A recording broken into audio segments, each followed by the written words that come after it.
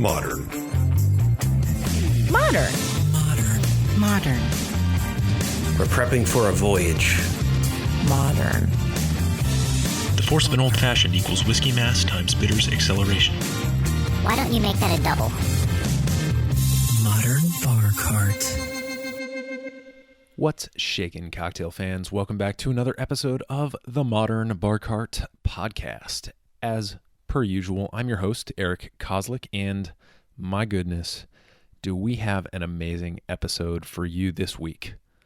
So far, we haven't really delved too deeply into the world of agave spirits. Things like tequila, mezcal, and other exotic beverages from south of the border. But that's about to change because recently I had the opportunity to sit down with Robin Miller, who's a veteran bartender at Espita Mezcaleria here in Washington, D.C. And to put it mildly, this episode has been a long time coming. So many of our guests have raved about how much they love mezcal that we just had to make this spirit a priority. Here's what Jamie Winden of Lion Distilling said about it during our rum episode lightning round. I went down to Mexico and I had no interest in mezcal before this, and I really wasn't that interested in tequila, but I got to visit a lot of mezcal makers and I love the nuances of it, and I love the way it makes me feel because I feel like mezcal is a little bit of an upper. So I would take mezcal. Yeah, and I think I'd never be bored. That's pretty high praise. And then a couple episodes ago, Maggie Hoffman, author of The One Bottle Cocktail, also had some pretty nice things to say about mezcal. For me, mezcal is cheating. It's so delicious on its own. Made from roasted agave, it has a savory flavor and an herbal flavor, and a good bottle of mezcal should absolutely be sipped on its own, but it makes such great cocktails.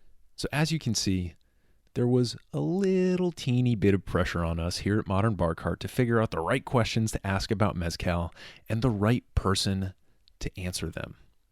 Luckily, Robin at Espita was able to give us a really awesome crash course.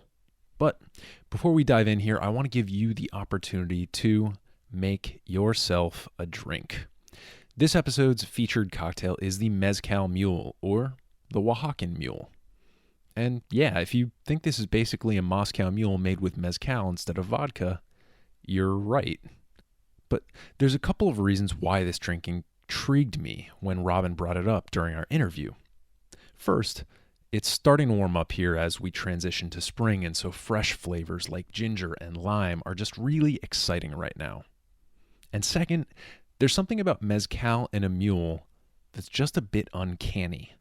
It takes the drink and makes it just a little bit unrecognizable at first sip, since we're not used to anything quite so smoky or savory in our mule drinks. Usually it's a clear spirit that takes a backseat to the lime and ginger, so I appreciate the way that mezcal sort of reorients our understanding of what a mule can taste like. To make one of these, you need, pretty simply, 2 ounces of mezcal, 1 ounce of fresh squeezed lime juice, and 4 ounces of ginger beer. And like any mule, you can just build this drink in a Collins glass over ice by adding the liquor and the citrus, and then pouring the ginger beer right on top.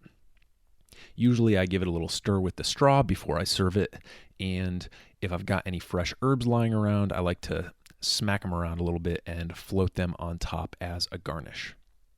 I hope some of you get to try this out over the next couple weeks, and if you do, please snap a picture and tag us on Facebook or Instagram at Modern Bar Cart, because we love seeing your creations and sharing them with our community as well.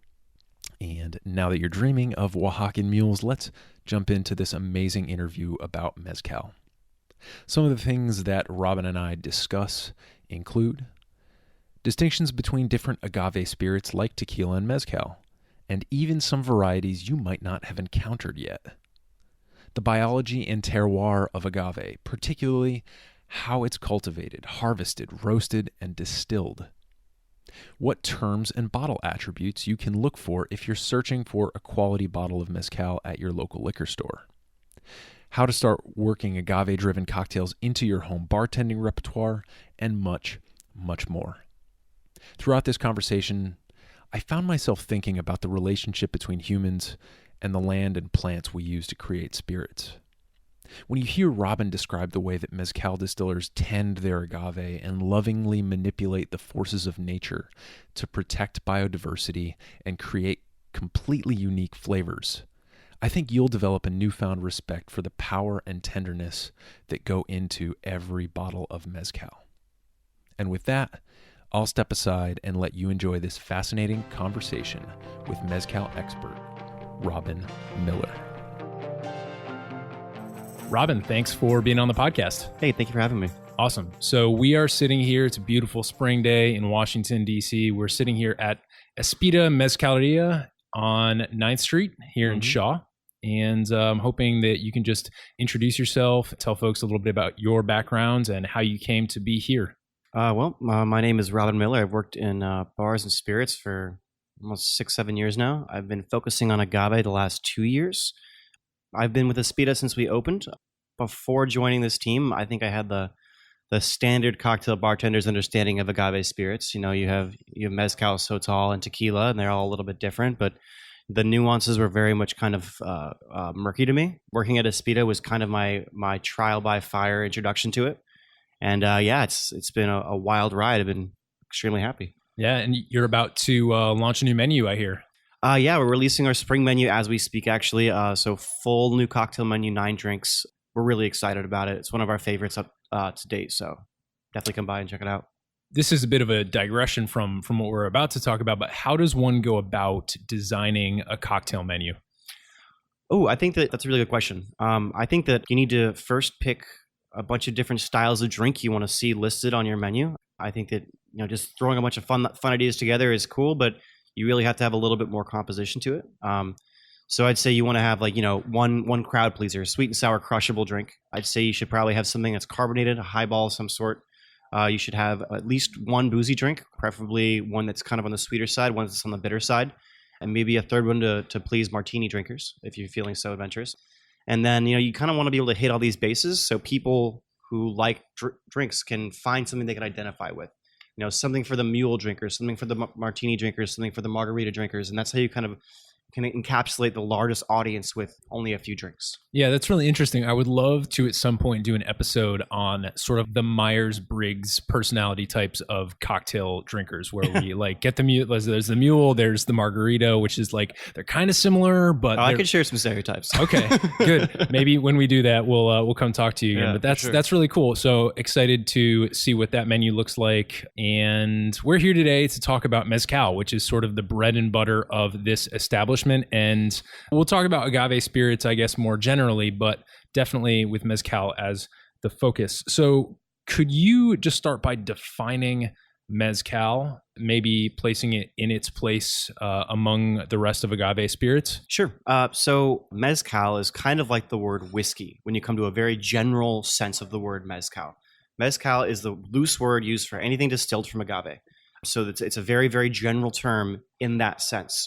More specifically, in its legal term, Mezcal is legally defined as an agave distilled spirit produced in one of 9 states in Mexico, following the criteria to be called a mezcal. That criteria typically is things like double distilled, things like there's many things that would define a mezcal. Part of it is no industrialization of the process, or at least limited. There's a lot of leeway as far as mezcal goes. But using one of the many different species of agave, using traditional methods of roasting, and it's this kind of step by step, just like how cognac or champagne have their legal definitions that define them, so does mezcal. So it's kind of this tricky word. Interesting. Yeah. When I was doing an episode a while back, kind of talking about quality designators in spirits, with cognac, they have the VS, VSOP, XO kind of system. I ended up kind of coming to the conclusion that agave spirits also have a very similar. It's true. So you have a legal definition for tequila, a legal definition for sotol, a legal definition for mezcal, a legal definition for raicilla, and bacanora as well. So these are all different. They call them DOCs, or basically control laws to regulate, just to protect the integrity of the product. Yeah, and just for folks listening out there, DOC is a French, kind of Italian-French word for denomination origine contrôlée, is the French And that's basically like if you ever see a bottle of imported French or Italian wine, chances are there's going to be a little seal on the top usually that's or maybe a listing on the label that says a specific DOC, and it means it has been approved as definitely hitting all of the criteria and not being sort of a copycat or knockoff, basically. Exactly. Cool. So we mentioned agave, and maybe we should start by backing up and looking exactly at what this plant is, because I don't know what it looks like. I just know that it's a thing that tequila and mezcal are made of. What is agave? So agave is kind of that almost iconic desert plant that you see in lots of movies. You'll see its long bladed thick leaves bunched together to create kind of almost like a crown. And there's many different species of agave. These come in all shapes and sizes. They predominantly grow in the southwest U.S. or Mexico, but they have been known to grow other places. They are dinosaur plants. They're literally prehistoric in their DNA, and they've survived this long. And over this period of time, like I said, they've mutated and developed many different strains for their terroir or locality. So it's this very dense, fibrous, starchy plant with these long, spiny leaves. When you're creating a spirit from it, your first goal is to cut off all those leaves as close to the piña. That's what they call the head or the heart. The part you're going to use to make your spirit. Cut off all those leaves as close to the piña as possible to keep the other bad flavors out. And then you can pull that out of the ground, and then you have your perfect agave head, or your agave piña is what they call it. And again, based on the species, it can be the size of a soccer ball, or the size of a wrecking ball, depending on where it's from. So there's a lot of variety based on where things are coming from. Interesting. And can people kind of think of the piña versus the leaves almost like an artichoke style, where the inside is the heart? That's a great comparison, yeah. But the center of agave is extremely dense, though. It's very, very hard. It's almost like wood. So the process, you actually have to roast it to make it soft enough, convert those starches to sugars. Maybe I'm getting ahead of myself getting into the process of production, but it's a pretty fascinating thing. Yeah, so we have these plants, and we've also incidentally been talking about terroir quite a bit on the podcast recently. And so basically what you're saying is, one of the things that people don't really realize is that Mexico is, like the US, a country made up of states. And in these states, there tend to be different climates, different soil types. And so you're saying that these are going to affect the ultimate flavor experience of the agave? Oh, absolutely. You got to remember, we talk about terroir and wine. How long is the growing season for wine before you harvest grapes? Do you know? It's usually a year, right? Or it's 6 months, right? It's not that long. Yeah. The shortest maturation period for an agave plant before you can harvest it is typically between 2 and 4 years. So just think about that. That's the shortest. So you're spending 2 to 4 years out in this climate, getting hit by natural, all the natural climate conditions, whether there's a drought, whether there's, an orchard nearby. There's all these things that are going to influence the different aspects of your plant. So terroir is way more important to mezcal than almost any other spirit. When you think about it like that, again, 2 to 4 years is the shortest maturation period. The longest maturation period could be anywhere between 30 and 40 years. Wow. Before you can harvest one of these agaves to make a spirit from it. So they spend a lot of time in this environment. So you can imagine they pick up a lot of flavor qualities. Yeah, that's a long time for a plant to be sucking up the minerals in the soil, the water quality, the weather. That's really interesting. I did not know that coming in. So are mezcal agave plants farmed in kind of like a plantation style that we would be familiar with, or are they kind of a little bit more naturally occurring on a plot of land? So there's 2 ways you can look at that. Both are correct, but I think the important thing to remember is that one of the things that makes agave or mezcal special versus tequila is that agave, for the most part, and this isn't demonizing all tequila or making all tequila or all mezcal, awesome, but for the most part, mezcal is much more focused on natural production. So that means natural reproduction of the plant. With tequila, you may have heard of them creating clones from the root shoots. You're creating a perfect genetic clone of that plant when you do that, which leaves it susceptible to things like plagues or insects or all sorts of problems that could arise, which is why we so often hear about these issues with agave shortages, because they have massive plagues that wipe out agave crops because it's all the same genetic plant. With mezcal, they let these agave plants reproduce naturally, which promotes biodiversity, which makes them kind of create these natural pesticides or these natural immunities to these diseases or funguses that wipe out plants. So it's a much more natural process for the most part. Right. You will see them grown in neat rows, but they will not all be the same size. Like if you're going to the Cuervo facility or something like that, these plants are going to be varying sizes because they harvest them when they're ready. You'll see holes in the line where they actually remove the ripe plants. So that's the other thing that distincts the two, is that mezcal will always wait, or good mezcal should always wait for the plant to be mature. And you know that because it'll tell you by sending out a sentinel flower shoot. You snip that, and then you allow it to engorge, because all the sugars that it would have spent to send that sentinel flower 15 feet in the air, it gets stuck inside that head, and it'll swell and engorge. And that's how you get it ready to be harvested. Wow. Tequila, typically they don't wait for that. Tequila, they clear cut a field, and they plant it all at the same time with different genetic clones. And so that's why you'll see in Jalisco especially, the agave fields are all uniform. Whereas if you go to places in Oaxaca, usually there's a lot of variance in their field. It'll be in a pretty straight line, but the plants are on different growth cycles. Really, really fascinating. The sentinel flower, I had no clue that that was something that is typical of agave plants. Oh, it's a big deal. In fact, people don't realize they have agave on their property when they live in the U.S. and in the Southwest. They just see, that we have a pretty desert plant in our yard and it sends out a flower every few years. Like, they don't realize that it's actually a subspecies of agave of some sort.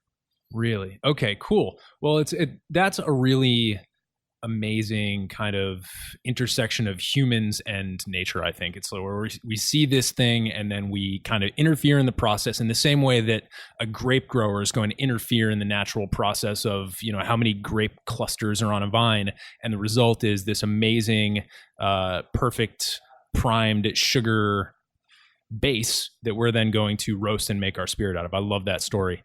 Can you take us on that journey after the agave is harvested? Sure.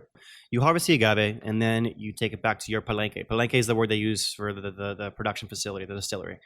You take it back and then you will throw them into your horno. Your horno is a traditional oven. It's a conical oven, or basically a cone-shaped hole in the ground. Varying sizes, but typically I see them about 15 feet across, 15 feet deep. And they're typically layered with rock around the outside of the cone to help insulate it and create a real oven.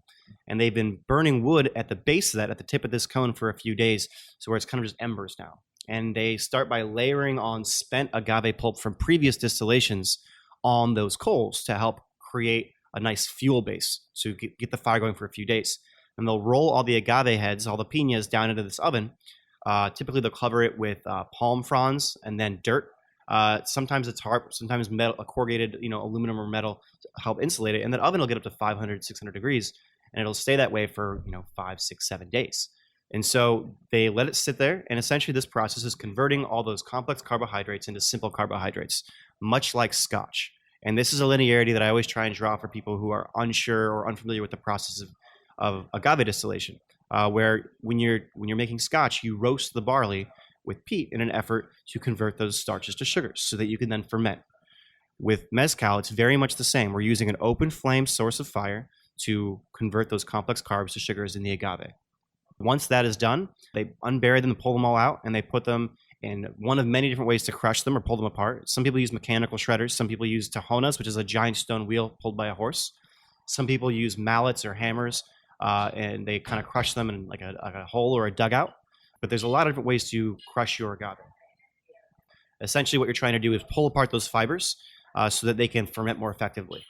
And so you take those now crushed agave pieces, put them in a fermentation tank. And this is another part that makes it very unique, is that with mezcal, or good mezcal, or mezcal produced the correct way, they don't inoculate with yeast. They only allow wild yeast to spur fermentation. Sometimes they'll do things like putting the bark of trees in there to kickstart the fermentation, but they're not actively injecting any type of yeast into it. They want to promote those wild yeast. Wild yeast, as we know, are prolific in esters and other fun flavors when it comes to fermentation. So you create these really complex flavor profiles that other spirits don't even have a chance to have, because you have these really fun wild yeasts. Right. They say when you inoculate, you have an average of between 4 and 8 strains of yeast in your fermentation. With wild yeast fermentation, you're typically looking at between 40 and 60. So you can imagine all the complexities of flavor that come from that process. Right. It's almost like a DNA footprint of the area. And it's even more interesting because it becomes almost a vintage, because no two harvests will give you the same yeast. You'll have similar ones, but you'll have a very unique flavor profile because of that. Now, the next step that allows the mezcalero or the palenquero to put his fingerprint on this production is his choice of water when it comes to his fermentation. Are you using river water? Are you using well water? Are you using city water? Where is this water coming from? In regions like Miahuatlan, where they have a very dense soil bed that's layered with minerals, using well water is preferred because you end up giving it a very soft, mineral-driven flavor profile in your mezcal, but based on your water choice. So there's so many ways that the hand of the maker can influence your final product and create a very unique, very vintage product that you will say, oh, this is batch 11. This is a very good batch. Oh, this is batch 13. It's fine, but it's less masculine than batch 12. You begin to see these patterns when you're talking about specific brands, and it becomes this very nerdy subject, much more than many other spirits, which is why it's so fun. Yeah, absolutely. When you said the fibers, what does it look like? Because I feel like a lot of people understand what a mash looks like for a spirit. It sounds like mezcal mash, if you can call it that, is going to look a little bit different. What do those fibers look like? Well, yeah, you were talking about a mash bill when it comes to distilling grain spirits. You have grain. The only way I can really describe it is if you've ever seen like a very unripe pineapple, where it's not juicy, it's very fibrous. That's kind of the texture we're talking about. But then you roast it and you can kind of pull it apart. And these fibers are strong. In fact, they're so strong they make paper. They use them to make adobe bricks. They use them to make rope. So it's kind of this big thing. And after they kind of do that fermentation, I'm sorry, do you want me to continue with the process? I totally forgot we didn't finish it. Yeah, sure. All right. So during your fermentation, you put your water, put it in an open air vat, and you'll hear it bubbling, which is kind of the amazing part. And it creates a very dense shell on top. And you have to eventually, when you hear it stop bubbling, that's how you know it's done fermenting. You crack that shell, and then you shovel all the fermented agave into your stills now. So you're either using copper pot stills, alembic stills, clay pot stills, or Filipino stills. So there's a bunch of different ways you can distill. Again, another place the hand of the maker comes into play for choosing how they want their mezcal to taste. Then they do the traditional distillation, where they do two distillations and they create cuts. And one thing that makes mezcal unique, again, is they blend their cuts back together to a certain extent, which is very unique. A good mezcal will not add water to some degree. They're going to be blending their heads and tails back into their heart to achieve a palatable ABV. And what that does is, again, increase flavor. You're adding all these interesting characteristics from the oils that are in the tails to the high notes that are in the heads, and creating a very complex, very three-dimensional spirit. So there's a lot that goes into it, and that's how you reach your final product. Are there any risks in there? I know that a lot of people who understand the process of heads and tails very basically understand it as the distiller taking all the bad stuff out of the liquor. That is a very basic understanding of it, yes. So the dangerous parts are going to be the very, very, very, very first part of your heads. We were talking about parts per million of the dangerous types of alcohol that come from distillation. They're well within the safe range. I've never met a blind mezcalero, I'll tell you that. And I've met quite a few. Nice. So they're very good at what they do. But the tails, if you've ever had tails before, it almost tastes like rice wine. It's got these very oily, interesting characteristics. But the idea is when you blend it with that, like I said, those high notes of the heads and the nice rich part of the heart, you really just create a better thing. And part of why they do this is they're all about conserving and using every part of the plant and not throwing anything out to a certain extent. And they'll drink parts of the heads and call it the puntas by itself. When it's just the heads, that's all you drink. And the tails they refer to as chiche or ordinario. And so they will drink those separately. It's kind of this use everything mentality, like no waste. It's kind of neat. Right. It's almost an inverse of, a lot of the bourbon mentality here in the U.S., where it's like, let's make the smoothest, most innocuous tasting thing that we can possibly make so that more people will drink it, with the kind of assumption that people want something that's smooth to and the neutral? point of water. Yeah. So that's kind of the big difference in the tequila industry and the mezcal industry. For many, many, many years, the tequila industry, to put it bluntly, tried to make agave vodka, where they're stripping away as many flavors and characteristics as possible, whereas mezcal is celebrating all that stuff. So it's kind of like the other side of the sword, which why I love it. It's a much more natural, beautiful process, and it's got historical relevancy in Mexico. They've been producing it the same way for thousands of years, quite literally thousands of years. Archaeological evidence has proved that it is potentially the oldest spirit on earth, going back as far as 3,500 years, making single distilled spirit way back when. It's pretty amazing stuff. So it's got a lot more of this romantic history to it too. Right. When people go out to the store because they get inspired by a podcast or a bar that they've visited and had an amazing mezcal drink, they want to go to the store and pick up a bottle. We were talking about those DOC terms, or perhaps some of these designations of quality. Mm-hmm. What are some of the ways that people can identify the type or quality of mezcal that they're looking at just from a word or two on the bottle? So if you want to look a little bit harder, the mezcal correct term would be like a NOM, N-O-M. Like the NOM on the mezcal will tell you all the information about it. So you can actually look up the NOM based on the brand, and it'll tell you everything about the production cycle if you really want to get really nerdy about it. If you just want to have some quick things you can look at to determine, I think the most important thing to remember is no good mezcalero will put his mezcal in something that is more expensive than the juice. So don't get anything with big, fancy, thick bottles. Pay attention. Like, the more ordinary it looks, probably the better it is for the most part. You want to look at the ABV. Anything above 43% is a good sign. Most mezcals will not, or good mezcals will not water themselves down below 43, just as a point of pride. People who enjoy aged agave spirits, that's also a fine thing. Traditionally, mezcal is unaged. Aging is definitely something that the United States, or rather the Spanish, introduced when they came over from Europe. So that's not as traditional. So unaged mezcal, I think, is always a plus, but I do enjoy me some repos and añejos every once in a while. Also, see what kind of information is available in the bottle. When they're talking about the village that it's from, the year that it's produced, the agave species involved in the production, what kind of still they're using, you know that they're paying attention to the details. And that's a really important delineation between quality and non-quality, really. People who just slap a label on it and have the ABV and know where it's from, like, that's not enough. People who care about mezcal and agave want to know everything. And so that's a very good way to see things. Look at brands like Vago, for example, where they have every little bit of information on it.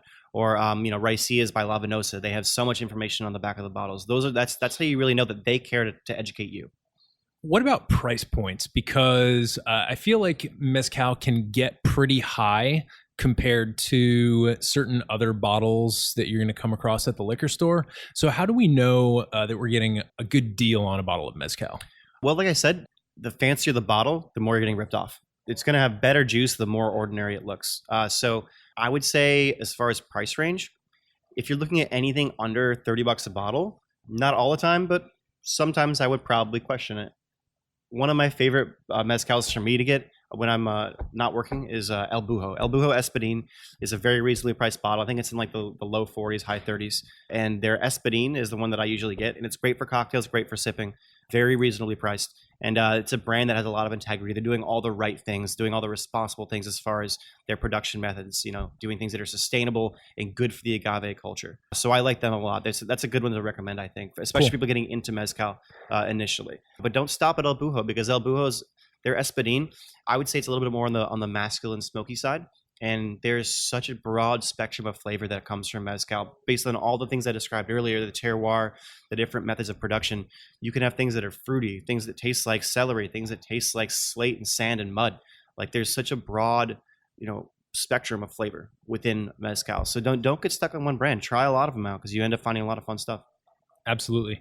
I think one of the biggest presences out there in terms of like starter bottles that I've come across, and I think this has to do with their recent acquisition by a major kind of conglomerate, is Del Maguey Vida. Mm-hmm. I don't know if I'm pronouncing that right, but that's a green bottle. It's a really good starter bottle, especially if you're making cocktails. Maybe not if you're sipping and trying to get the full nuances of it, but that's definitely one of those sub 40 bottles that a lot of people out there have behind the bar, particularly for cocktails. Yeah, Vita's a great bottle for that. One of the things characteristics that it has that people look for is that it has a very smoky, pervasive flavor, so that you really know you're drinking mezcal in a cocktail, which is great for mezcal margaritas and stuff like that. I think a lot of people look for that, but there's so much more nuance out there. Look, I mean, even within the Del Maguey portfolio, they have a lot of very cool, unique expressions. They make a tequiliana, which is neat. They're basically making a mezcal using agave blue Weber, which is used for tequila production. It's a really fun one that I like from them. And then their Chichicapa is notorious for being a fantastic sipping mezcal. So within the Del Maguey portfolio alone, there's a lot of other options. But the Vita, you're right, is perfect price range for cocktails. Yeah. And we definitely want to get into a couple of cocktails here, since this is a home bartending podcast. But one quick question that I do have is and this is something that I only have a very spectral knowledge of.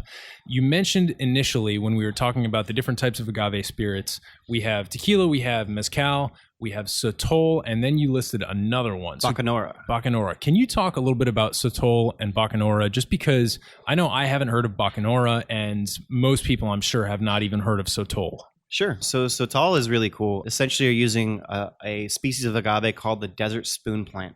It's much more dense than other agave species, and it grows in different parts of Mexico. I think typically in higher altitude. It's a little more hardy of a plant. You'll find it. One of the most interesting things about it is that most of the time when you're harvesting agave, as I mentioned, you wait for the sentinel flower, you snip that, and then you're ready to go. You let it engorge and you harvest the whole plant, but then the plant is dead. With sotol, it can mature 5 times and be harvested up to 5 times in its lifetime before it's kind of done. And it's over a 50-year span, which is pretty fascinating. So it's this plant that just keeps on giving. Sotol as a flavor, I think has much more like a musky funk to it while also having very bright green notes. It's a very interesting spirit. It's the nom for sotol, I believe it's 3 states currently, but it was traditionally only Chihuahua. So you'll see most sotols coming from Chihuahua. Yeah, it's kind of neat. The thing that I kind of like about sotol the most, though, is when you get out of the regulated states where it's supposed to be produced. I've actually found a lot more sotols that I like a lot because they're so unique. And in Oaxaca, when they make a mezcal from desert spoon plant, they call it cucharillo, or little spoon.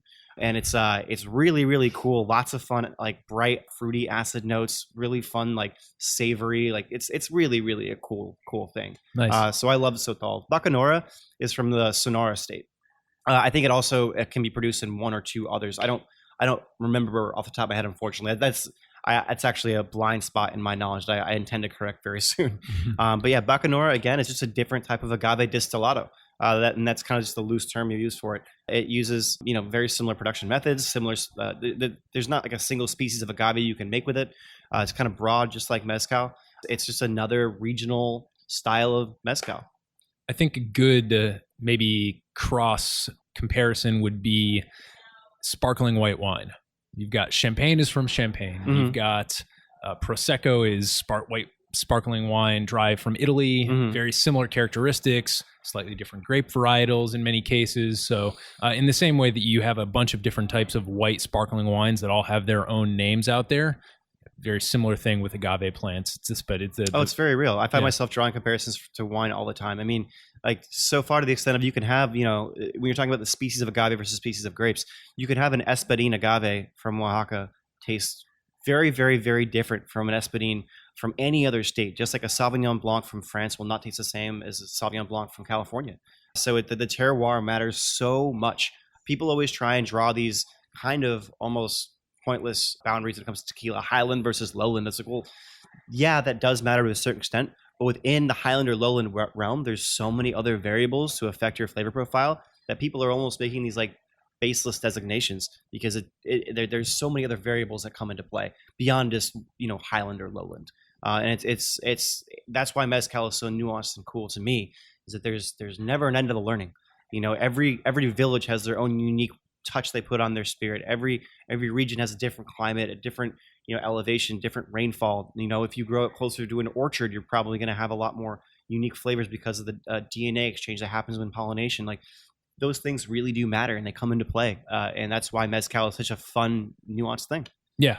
I definitely think those of you listening out there who are just coming to mezcal, I think it's great to get those 1 or 2 things that are your access points, right? So the type of mezcal, whether it's going to be do they call the unaged mezcal Joven? It is Joven, yeah. Joven. Yep. Think the word juvenile.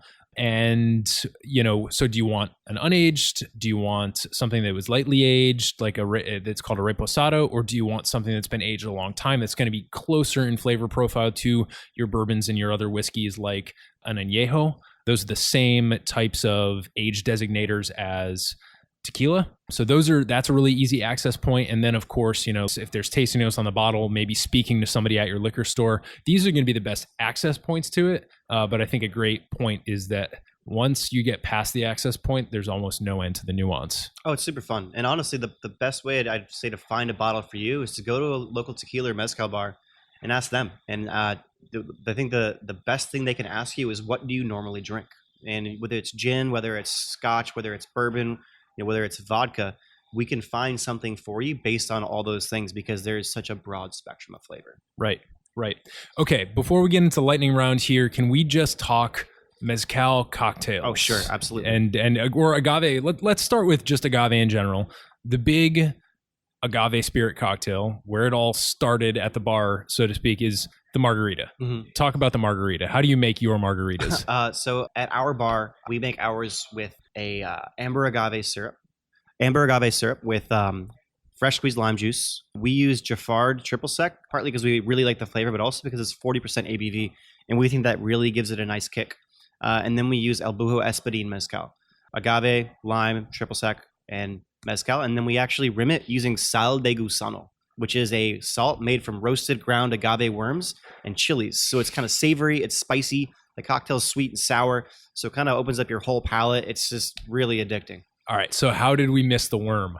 We got to talk about the worm. All right, so now. the worm is kind of like a tourist thing, I think, because when you go to Oaxaca, yes, you will eat bugs all the time. There's grasshoppers tossed in every kind of season you can imagine in the marketplace, and you eat them like potato chips by the pound, and they're delicious. But the worm in the bottle, I think, is fairly a touristy thing. I've never had a mezcal with a worm in it that I liked. I'll say that. Okay. That being said, they do intentionally drown bugs in some mezcal for medicinal qualities. Let's not get into that because it's super weird, but also awesome. I had scorpion mezcal where they actually drown thousands of scorpions in it, and the venom actually settles your stomach because when they die, they release the venom or something. It's pretty good. All right, but that is suspect. Yeah, I would hope that's the U.S. Customs has prevented that from getting on too many shelves. So cocktails, the margarita is obviously super cool. Most popular cocktail in the world. One that I think is super basic that anyone can enjoy is the Mezcal Mule.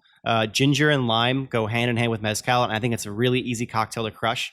One of my favorite cocktails to do with it is a variation on a Mezcal Negroni. We call it an estocada. So this is a combination of mezcal with Rhubarbaro Amaro. Currently, we're using Fernet Francisco's Rhubarbaro and Coqui Rosa Americano. Play with the proportions to find what you like, but we think that is a very, very, very good equivalent, if not superior cocktail to the Negroni. One of the things I really love about mezcal is that because it's a clear spirit, you can sub it out for a clear spirit. And because it also has those smoky notes, it's really easy to sub it out for a whiskey. So, the Negroni Boulevardier thing there is really good. You can make a mezcal old fashioned. Basically, if you pick up a bottle of mezcal, my recommendation would be the first thing to do with it in the cocktail realm would be to sub it in for your favorite erstwhile cocktail that has something else. Oh, absolutely. One thing we love to do is I like to pair it with other spirits into a split base, particularly rum. I love doing like a split base rum and mezcal daiquiris, maybe a little bit of Smith and Cross with a white rum and mezcal, super fun. Or all sorts of things like that really do work. So. Wow. Yeah. Now you got my mind racing. One of the last things I want to mention, because my favorite cocktail is the last word, is there's a really great cocktail out there called Last of the Oaxacans, which is basically just a mezcal last word where you've got everything in a last word. You've got the maraschino, you've got the lime, you've got the green chartreuse, and you just sub in the mezcal for the gin, and you've got a really nice smoky take on the last word. Yeah, I think that cocktail is, I haven't heard Last of the Oaxacans is the name. I think I've heard it typically as a Parabla Final. Oh, okay. So like the last word. Right. But no, that's absolutely a great drink. I love that one too. We do a fun one here called the Naked and Shameless that we really like. It's a play on the Naked and Famous, obviously. But yeah, again, it's just being careful with your substitutions and finding what works. Right. I really liked what you said too about blending mezcal with other spirits. So if you've got a daiquiri or something, because a lot of mezcals tend to be very aggressive or smoky or aggressive and estery, it's good to, maybe instead of using a full-on mezcal and losing the character of that cocktail with its original spirit, you just add a little bit in there and cut down on the base spirit a little bit. I think that's a really good piece of advice for people to start playing around with at home. Oh, for sure. Cool. You ready to jump into some lightning round questions? Sure. All right. What is your favorite cocktail? And if you don't have a favorite cocktail of all time, what's something you've been recently obsessed with? Anything that's Negroni oriented. Bittersweet has always been my one of my favorites. So yeah, that's an easy answer for me. Amazing. I really like that you dropped in the Rhubarbaro. Yeah, Rhubarbaro Amaro is dope. Yeah. It's a whole style of Rhubarb Amaro made in Italy, or from Italy originally. And yeah, Fernet Francisco just released a new one that they weren't producing until very recently. But yeah, it's pretty tasty. Yeah, I just acquired a bottle for the first time a couple months ago, and that's been really fun to play with. So Rhubarbaro Amaro is definitely one of those ingredients that you should be on the lookout if you're looking to try something bitter and different. So we got the favorite cocktail. What is your favorite spirit? Is that maybe a little bit of an obvious question? Yeah, dude. I mean, like, I honestly, when I started working here, it was definitely rye whiskey. It's definitely mezcal now. Mezcal is by far my favorite. Nice. And rye, I mean, to be fair, rye is a great place to come to mezcal from, right? For sure. High proof, spicy, fun flavors. Yep. Makes sense. Yeah, and it's definitely, it was sort of the, I guess, antagonist to bourbon in a similar way that mezcal is tequila. Yeah. Yeah, that's a great comparison. I hadn't thought about that, but that works. Yeah. Cool. Are there any books about mezcal or agave or cocktails that were particularly influential for you as you were learning about this stuff? So when it comes to cocktails in general, I think that if anyone has a passion for cocktails or works in bars and wants to get more into cocktails, the best place to start is Jeffrey Morgenthaler's Bar Book. Nothing gave me more definition and boundaries as that book. It taught me so much about measuring the importance of consistency, understanding science of sugar, dilution. It was very, very helpful. A little bit more advanced would be obviously Liquid Intelligence by Dave Arnold. It's almost a must-have if you're in the industry these days. When it comes to agave spirits, Megan Barnes had me read this book when she hired me called Spirits Divided by Sarah Bowen. And it's a good read because it's less about the history of mezcal, but more about the legal history of tequila and mezcal. And it's very hard to understand the struggle that's happening in the agave world without understanding the legal turmoil that the definition of tequila or mezcal is in and goes through all the time, because it's this constant fight between potentially corrupt government interference in these worlds in order to make money and staying true to your history and your culture.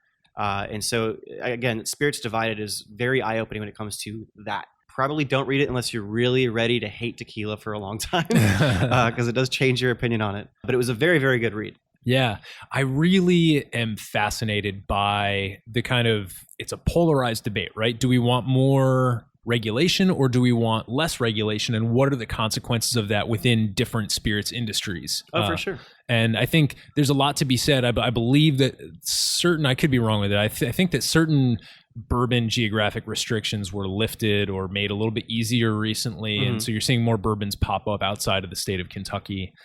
So there's always a conversation to be had. And, knowing what has happened previously in these legal regulatory matters is really important to understanding what's literally sitting in front of you in the bottle at the bar today. Yeah. I mean, people have to change their brand in order to fit these guidelines. So just think about that. The spirit that their great-great-grandparents taught them how to make is being adulterated so that it can get a sticker on the side of the bottle to say that it's good. Just ponder that for a minute and realize how much history we're losing. There's actually a lot of mezcals out there that refuse to be certified as mezcal. They have to refer to as agave destilados because they don't want to change. They'd rather stay more traditional. They'd rather have a harder or more strict production style than adhere to these standards or even pay them money to have them done. We have mezcals here where it's honestly, it's not worth it to fly a guy out here to certify us where we have to put him up in a hotel. We live in the sticks. We don't make that much money. He has to be here for a few days to a week testing all of our mezcal. We don't want to deal with that. Forget it. It's cheaper for us to just not do it and sell it as an agave destilado than actually go through that trouble. Interesting. Yeah. All right. So we will link to all of those books in the show notes so that folks can go and find them online and read them themselves. Last question here in the lightning round is, what piece of advice do you have for somebody who is just starting out on their journey as a home bartender who might want to do one of two things? A, start getting more into mezcal, or B, just kind of general advice to help be a better bartender, because you are obviously a professional bartender. I dabble, yeah. I think that if you're getting into mezcal, I think a good piece of advice would be, don't be afraid to just sip it. Everyone wants to put mezcal in cocktails, and I love that. I think it's very cool. Truthfully, I think people would be appalled if they knew the kind of mezcal we put in cocktails sometimes when they're making it. The producers would be upset because they didn't make it for that. They made it to be enjoyed by itself. And there's nothing wrong with making a cocktail, but just remember that this is part of their history, their ancestry. It's a very, very important thing to them. And they don't make it for cocktails. They're intended to be sipped. So don't be afraid just to sit back and enjoy a nice mezcal. You should treat it just like scotch or bourbon.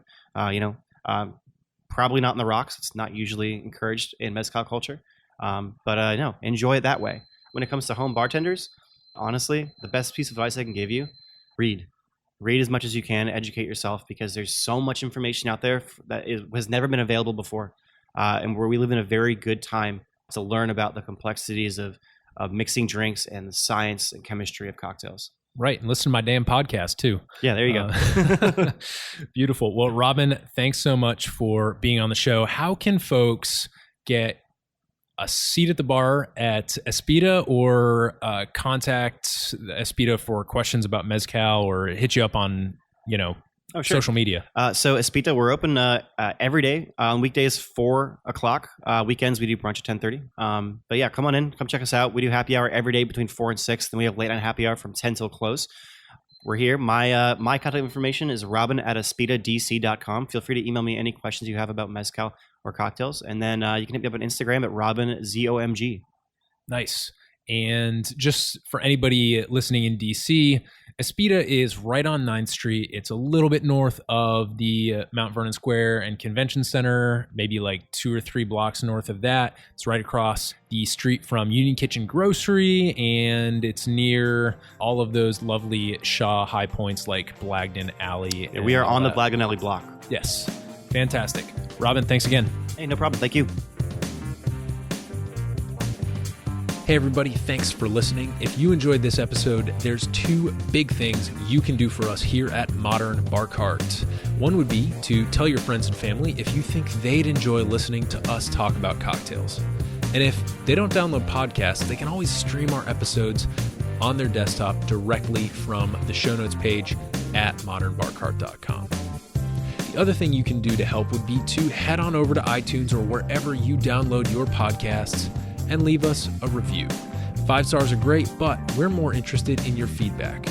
And the beauty is, the more reviews we have, the easier it will be for other folks out there to learn about our show. We're trying to start a cocktail revolution here, and by spreading the word, you're helping us fight the good fight. You can always reach us by emailing podcast@modernbarcart.com if you're looking for cocktail or bartending advice, or if you're a pro who would like to pull up a mic and be interviewed for all to hear.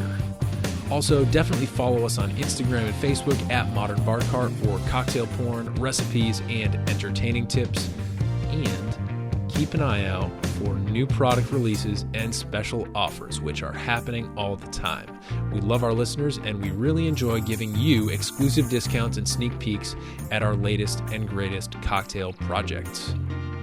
This episode may be over, but for you, the mixological fun and adventures are just beginning, so remember, folks, drink responsibly and experiment boldly.